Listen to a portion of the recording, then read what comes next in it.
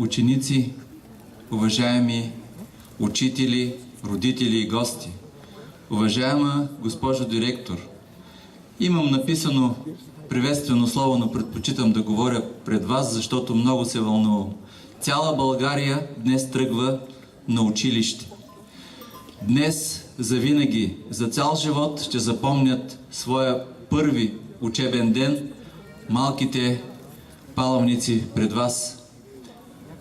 Училището посреща 24 първокласника, едно от малките ята на цяла България, в която около 64 000 деца прекрачват за пръв път прага на родното училище.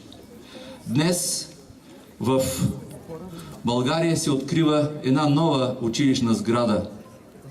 В Силистренска област се открива ново училище от министъра на образованието, доцент Коларова. Искам да кажа тук пред вас, че училище Вапцаров, средно общо образователно училище Вапцаров, също има повод за гордост и радост. По програмата, инвестиционната програма на предишното правителство е пред окончателно завършване един от най-големите обекти наравно с площада. Оскар Уайлд е написал: училището трябва да бъде най-красивото място. Да, нашето наистина е такова. Тази достолепна сграда винаги е красива, защото е пълна с младежки ентусиазъм и очарование.